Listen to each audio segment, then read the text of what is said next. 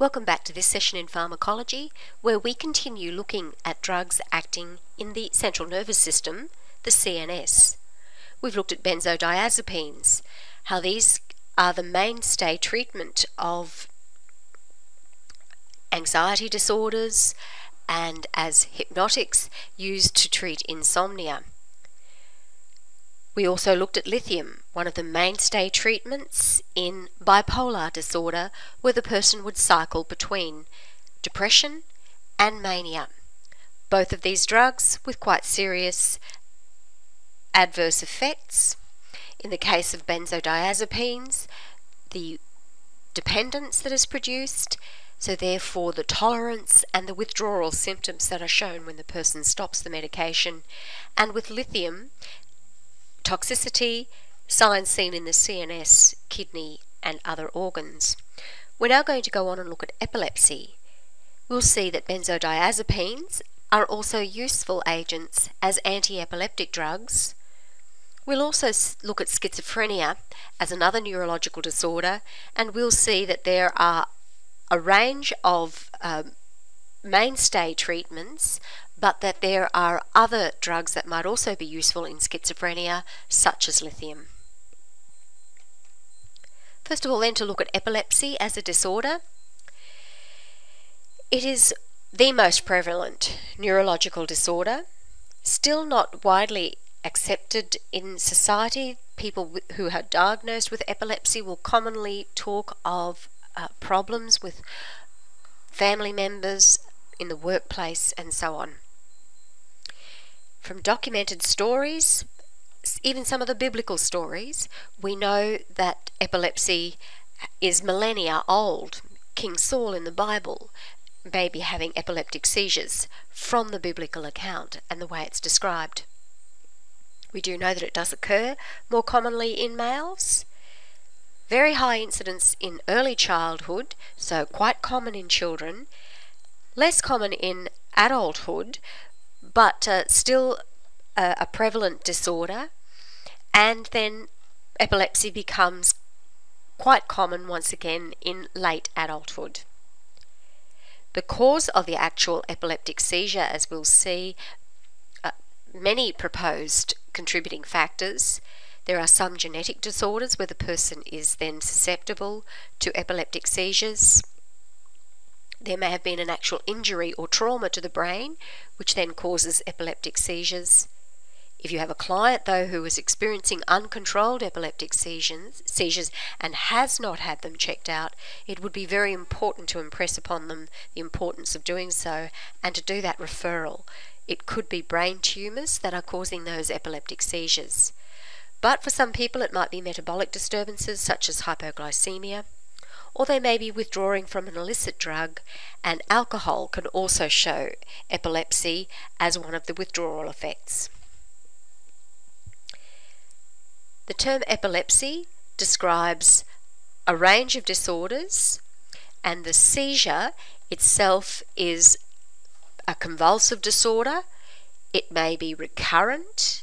It may only be sporadic for that person and occur occasionally.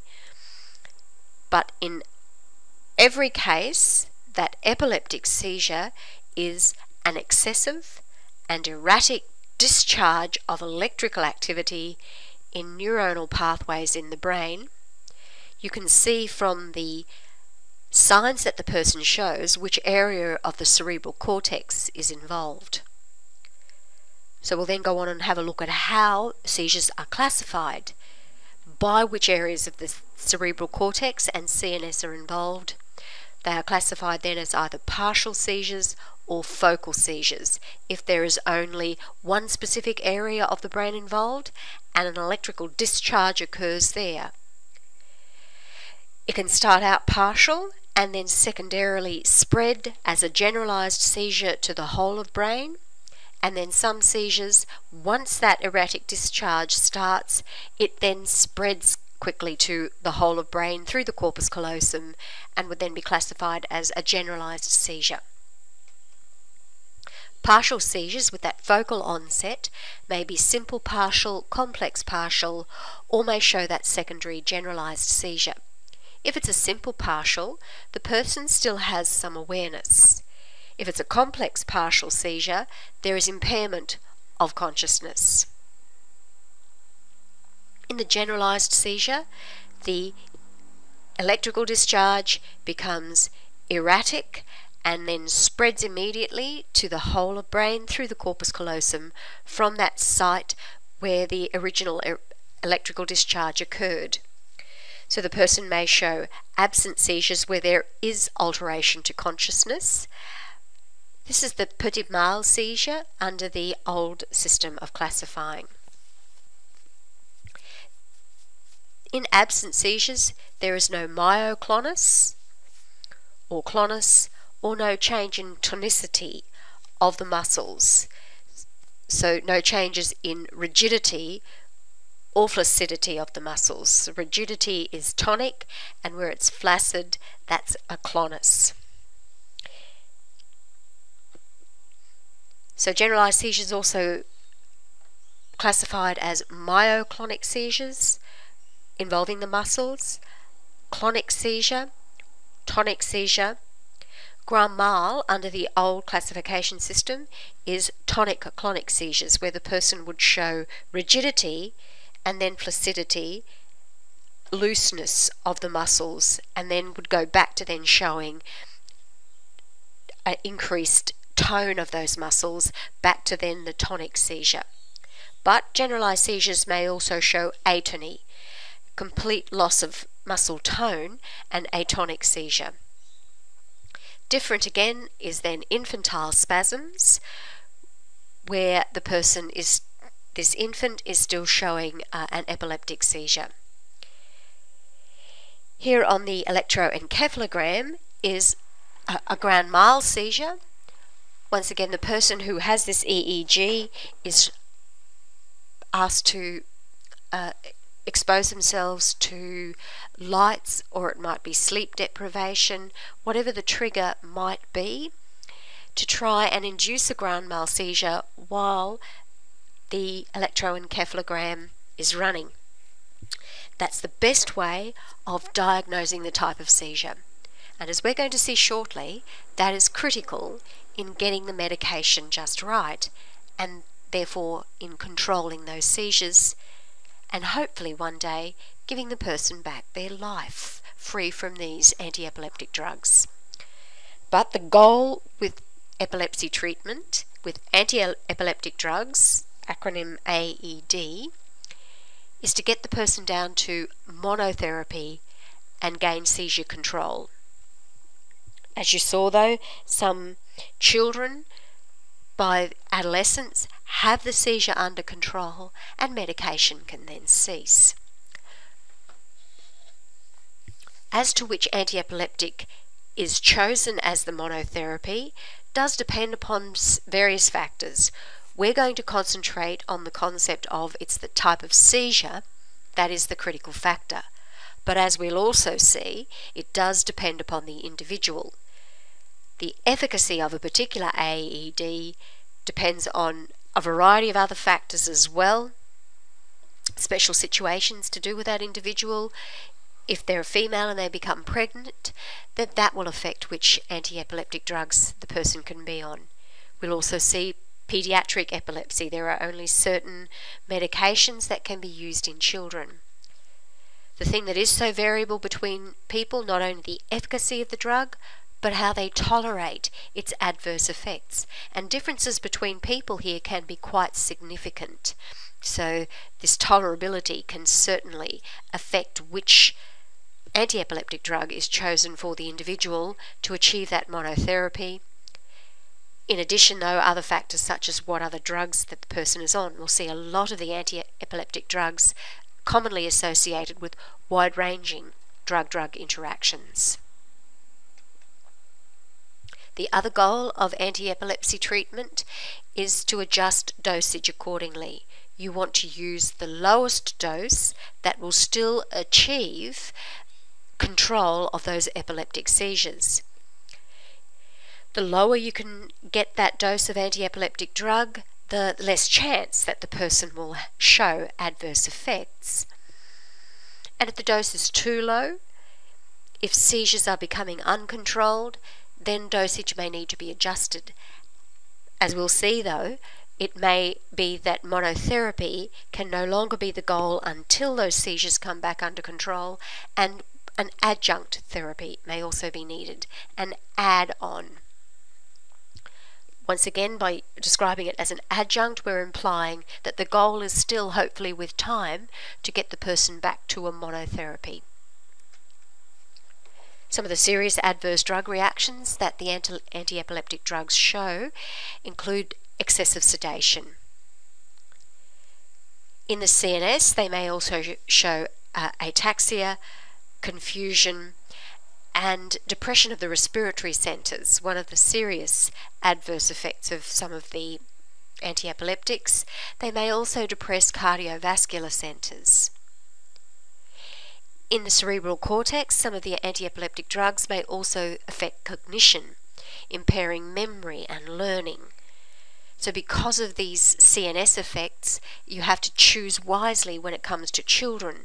Very important during those developmental stages that there is a limit on the adverse effects in cognition. In addition, as with most Western pharmaceutical medicines and most medicines, there will be some adverse effects on the gastrointestinal tract when taken in various formulations. They may also have effects in the bone marrow, some of these anti-epileptic drugs, and so they affect hematological systems.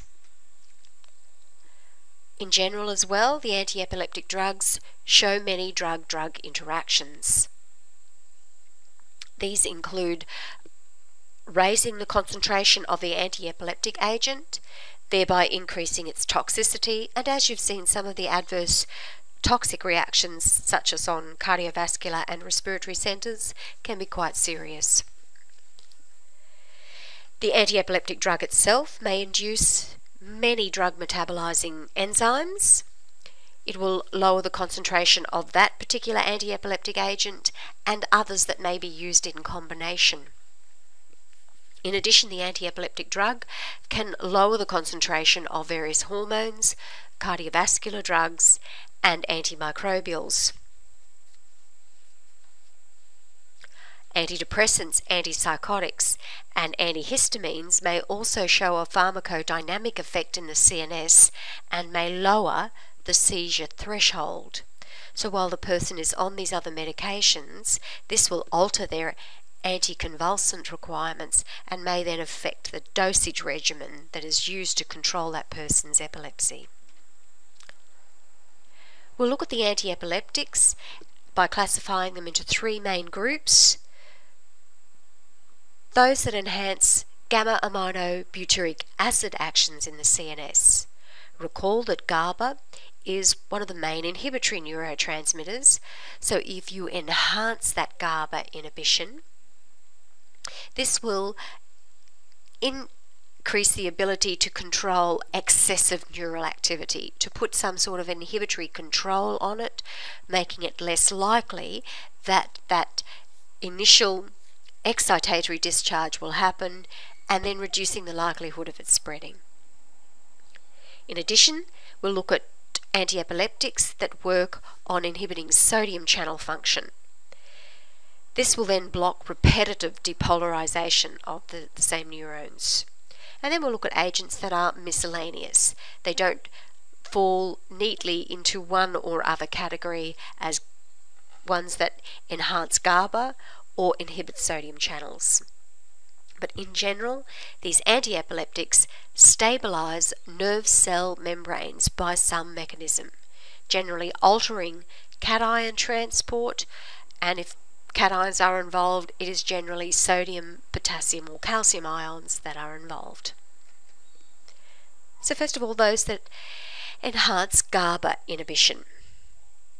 This will include the barbiturates, benzodiazepines, drugs such as vigabatrin, and tiagabine and topiramate.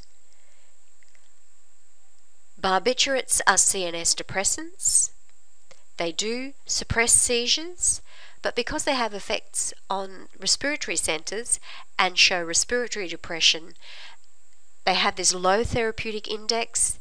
the doses that are therapeutic are quite close to the doses that show that toxicity. So they're no longer the mainstay treatment of epilepsy, where benzodiazepines have perhaps filled the gap. So they're an anti-epileptic drug that blocks at the benzodiazepine binding site. Note that they don't work at GABA. GABA still binds to its site, but the site on the receptor separate to the GABA binding site, where the benzodiazepines have their action, is where that they block and stop propagation of electrical activity, because GABA is an inhibitory neurotransmitter. If you suppress propagation of that electrical activity, that will control seizures. However, as we saw, benzodiazepines alter receptor levels in the CNS, and the person develops dependence, tolerance effects, where higher and higher doses are needed to achieve the same pharmaceutical response, and the person will also show withdrawal symptoms when benzodiazepines are ceased. Vigabatrin, sold under the brand name Sabril, irreversibly binds to one of the enzymes that degrades gamma-aminobutyric acid in the CNS. The enzyme is GABA transaminase, and with this irreversible inhibition of that enzyme, this leads to greater levels of GABA building up at the synapse, and therefore able to have its action in the CNS. Because that GABA has an inhibitory action, that is what controls seizure generation and that erratic activity spreading to other areas of the CNS. It does have adverse effects on a person's visual field, though, affecting certain cranial nerves. It is also only used as a monotherapy for people who show refractory epilepsy, that is, no seizure control with some of the more mainstay treatments. So it tends to be used as one of those adjuncts, the add-on, to help with a monotherapy to achieve seizure control, until that person can then go back to the monotherapy where the add-on would be discontinued. Tiagabine and topiramate inhibit the reuptake of GABA. This then leads to greater levels of GABA available in the CNS, and once again, because GABA has that inhibitory action, this then suppresses the electrical activity and the seizure activity and suppresses its spreading. Tiagabine and topiramate once again tend to be that adjunctive therapy and useful in adults. Then we'll look at those anti-epileptics that inhibit the sodium channel function. Phenytoin is the prototype anti-epileptic drug sold under the brand name Dilantin. It's useful for all types of seizures, except generalized absence seizures, the petit mal seizures. Phenytoin does interact with a wide range of other drugs and is no longer the first-line treatment. It does also show saturable metabolism. Carbamazepines are indicated for epilepsy where there is a mixed seizure pattern. Because it affects the sodium channel and has an inhibitory effect, carbamazepine has also been found to be useful in treating neuropathic pain. Recall, this was pain that did not respond to analgesics. Carbamazepine is also useful in treating mania. Carbamazepine, as with many of the anti-epileptics, induces metabolic enzymes that increase its own metabolism and a range of other drugs. Because of this induced metabolic enzymes, it can take up to a month to reach stable serum levels of carbamazepine.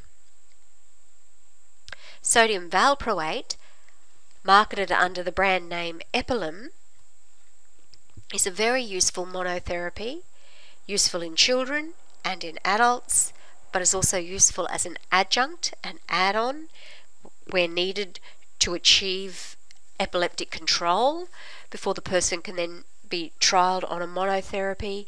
It's useful against a multiple range of seizures, can also be used in bipolar disorder, can also be used to treat migraine, but would be contraindicated in pregnancy.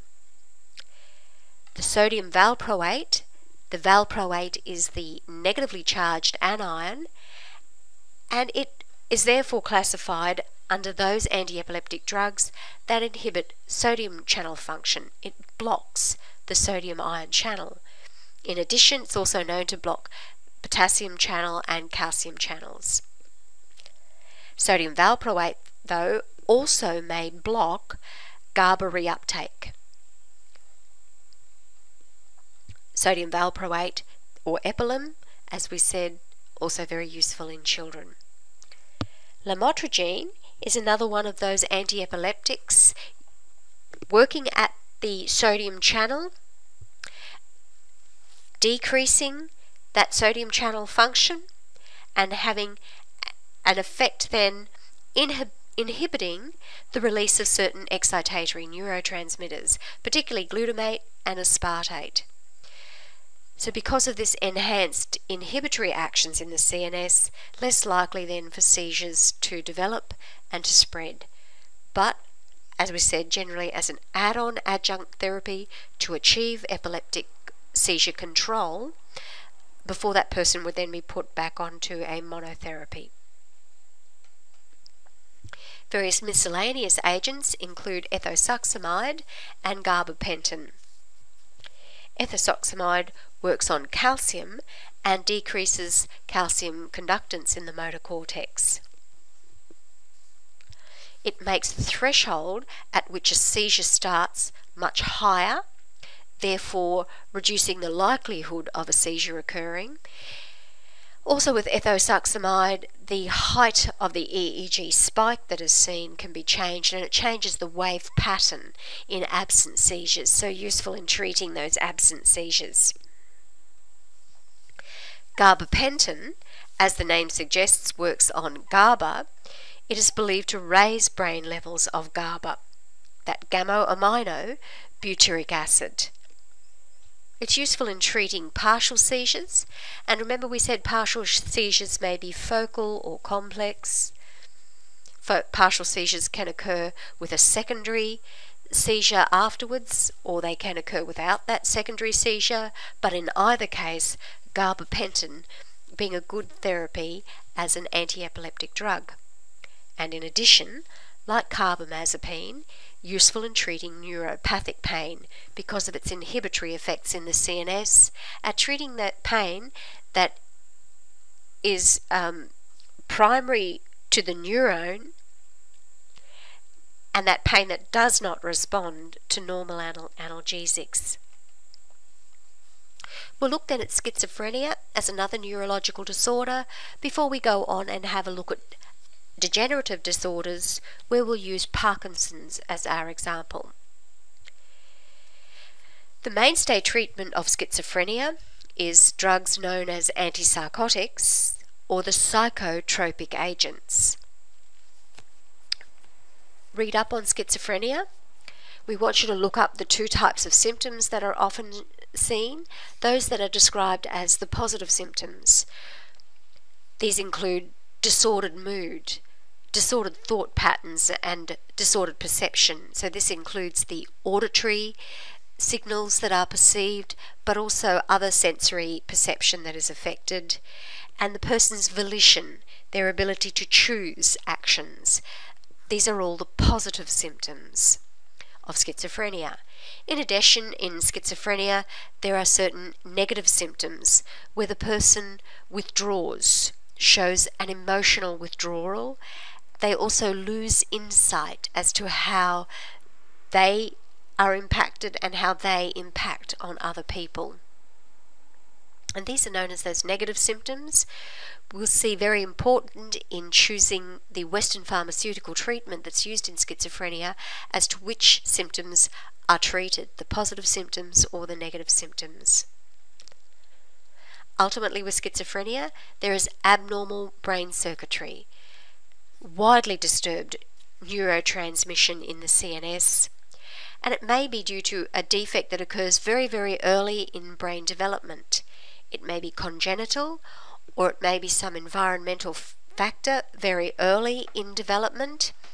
However, as we said, the adolescent brain is still developing, and one of the triggers that might bring on schizophrenic type symptoms in this schizophreniform psychosis, things like use of cannabis and other drugs.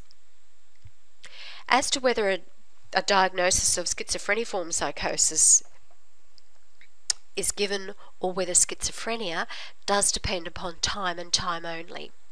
The person shows an acute onset of psychotic symptoms. If it only lasts for 6 months and then the psychosis stabilizes itself, then it is the schizophreniform psychosis. If after the 6 months the psychotic symptoms continue, then the diagnosis will be schizophrenia, where the drug cannabis was a trigger to that much earlier defect that would have developed in the brain.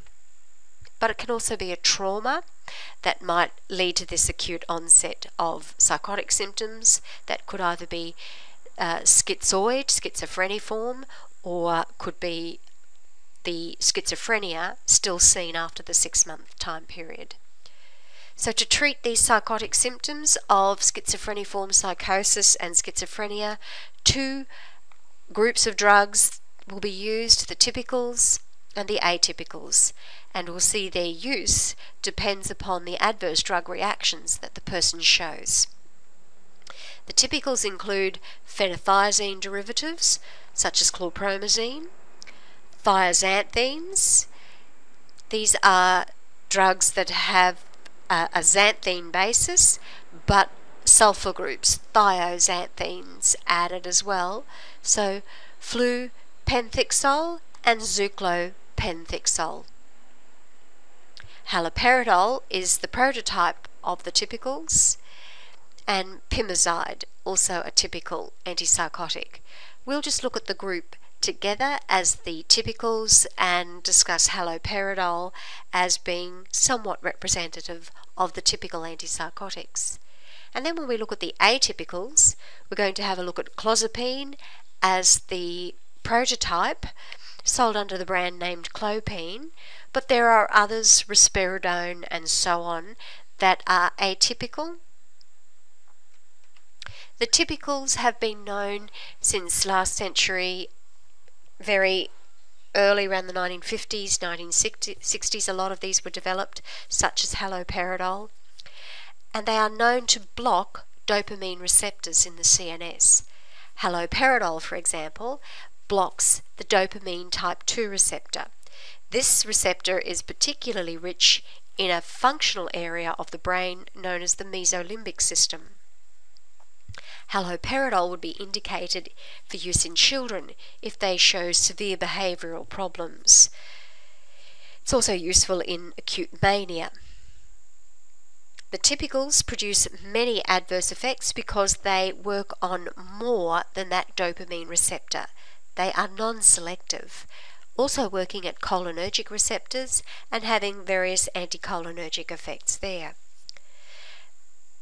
The adverse drug reactions to the psychotropic agents or the antipsychotics are classified as extrapyramidal effects, Parkinsonism effects, which are drug-induced, and various other CNS effects.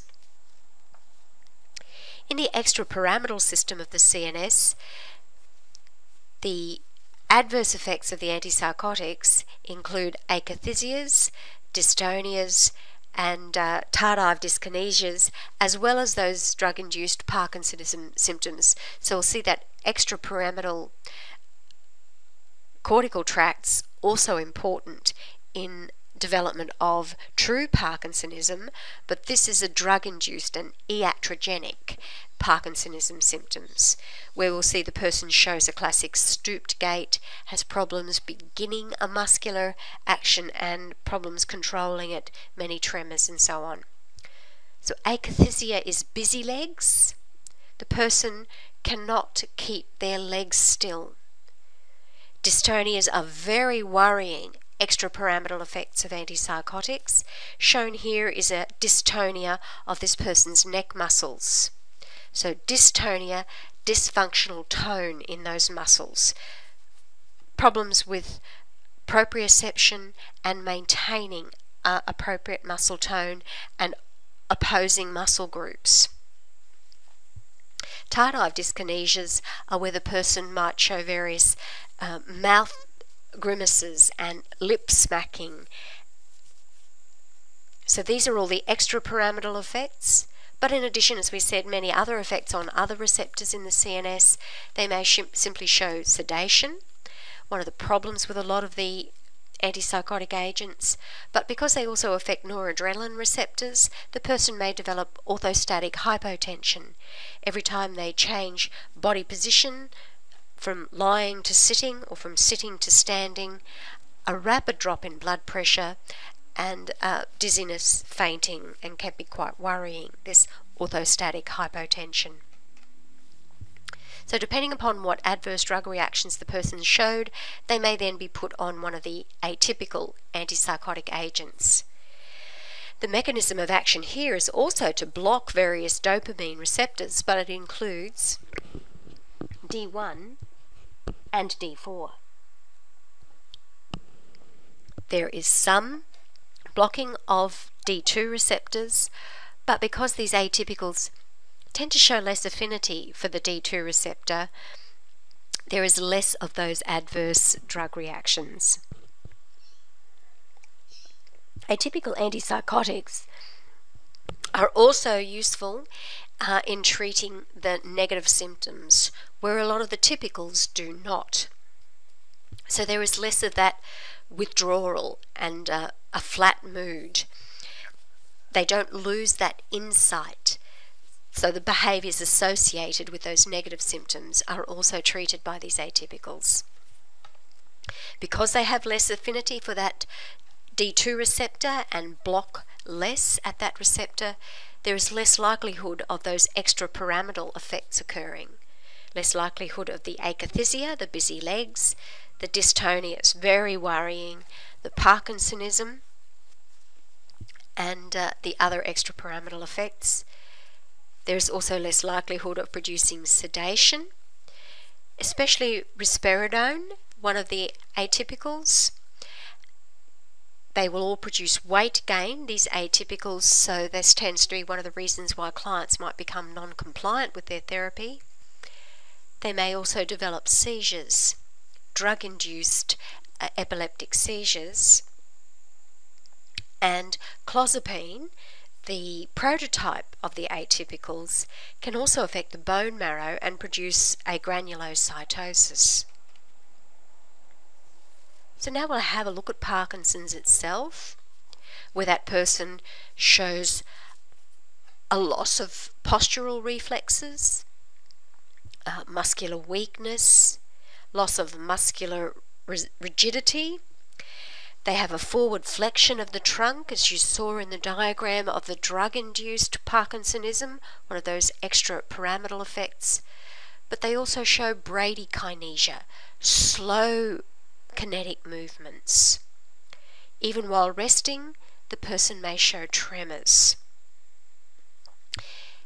These symptoms progress as there is a degeneration in the CNS in certain areas, particularly the basal ganglia, which in your research you will show is associated with those extrapyramidal tracts. What actually causes the degeneration of these basal ganglia and the cortical tracts there is unknown. There is a strong genetic factor, but various other environmental contaminants that also influence. It could even be viral infections.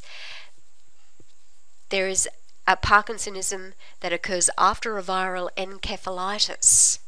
So we classify Parkinson's as either that drug-induced, where it was drugs that are antipsychotic, used to treat schizophrenia, where chronic use leads to Parkinson's symptoms.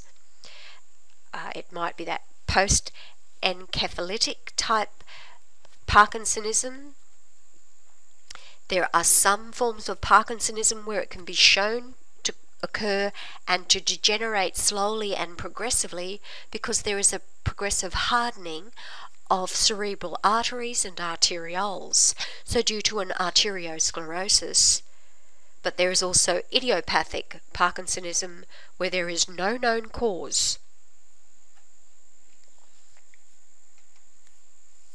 However, in all cases of Parkinson's disease, there is a gradual loss of dopamine as a neurotransmitter in those basal ganglia, the extrapyramidal motor system. In that extrapyramidal motor system, particularly the nigrostriatal tracts are affected. So these are stripy, striated, and have a colour, a pigment to them. Where dopamine is one of the commoner neurotransmitters, the person develops Parkinsonism because dopamine levels drop off. It's also seen that there is an imbalance between dopamine and acetylcholine, so that there is a relative increase in acetylcholine in the CNS of people with Parkinson's. In addition, there are changes to other neurotransmitters, the monoamines, such as noradrenaline and 5-hydroxytryptamine. We said dopamine itself is one of those monoamines.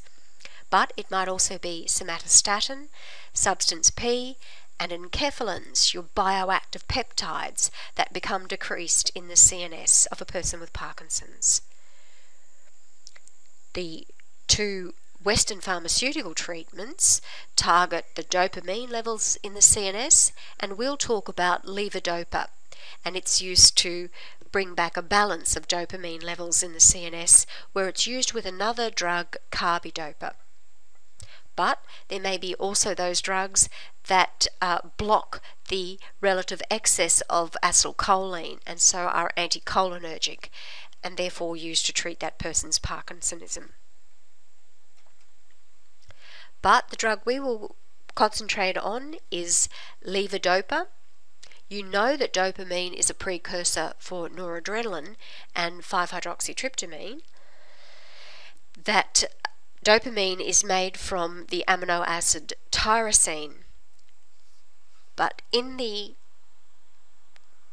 metabolic pathways that change tyrosine into dopamine, one of the chemicals is levodopa, which is 3,4-dihydroxy phenylalanine, DOPA. And because it's, as with most amino acids, the levo isomer, the L form, the drug is levodopa. We do know with levodopa that if you take an oral dose, large amounts of it are then metabolized by various enzymes that will metabolize monoamines. So this will include monoamine oxidase in the gut. There is also a catechol O-methyltransferase, COMT, that you saw was not only important in the CNS at metabolizing catecholamines, and so therefore will affect levodopa levels, but there may be some COMT in the periphery as well. There is also another peripheral enzyme called dopa decarboxylase, DDC, found in the peripheral nervous system, found in the gut, and so will achieve great levels of metabolism of an oral dose of levodopa if taken on its own. Only 1% of that original levodopa might actually become available at the blood-brain barrier, whereas you've seen there still might be some catechol O-methyltransferase enzymes that will metabolize catecholamines in the CNS. So the amount of dopamine that is actually available would be quite low in the CNS to be available as a neurotransmitter. So dopamine is not given on its own. Dopamine is given with a dopa decarboxylase inhibitor, and the inhibitor is the carbidopa. It does not have a pharmacodynamic action in the CNS. It just ensures that there is less metabolism of the levodopa in the peripheral nervous system, blocking at least one of the enzymes, DDC, making more dopa available to cross at the blood-brain barrier, making more levels of dopamine than available in that CNS, because there will be more of its metabolic precursor, the dopa, the 3,4-dihydroxyphenylalanine. But when we look at the adverse drug reactions, it is for the combination levodopa, carbidopa. These adverse drug reactions include various dyskinesias, so dysfunction of kinetic activities. They may also cause anxiety and depression and mood changes because they're affecting dopamine and other catechols in the CNS. Because they're affecting noradrenaline levels, there may be an irregular heart rate or orthostatic hypotension. Because it's affecting the balance between the sympathetic and the parasympathetic nervous system, the person may show a difficulty in beginning a urination stream. The nausea and vomiting, the gastrointestinal symptoms that are produced with levodopa carbidopa, are quite severe and may cause some people with this degenerative disorder to stop complying with their therapy. Levodopa carbidopa is used with caution in people, therefore, that have a severe cardiovascular disorder, a pulmonary disorder, renal or hepatic disorders, a person who also has an existing psychiatric disorder or endocrine disease. Levodopa carbidopa is contraindicated in people who have wide-angle glaucoma because it affects levels of acetylcholine. It's also contraindicated in people who would be breastfeeding, so in lactation, because it also inhibits the secretion of prolactin. So we've looked at various CNS disorders. We've looked at anxiety, insomnia, depression. We've looked at manic depression, epilepsy, and then some psychotic disorders, as well as some neurodegenerative disorders, and the range of CNS drugs that are used to treat that disorder, where we saw some of them are used in various CNS disorders.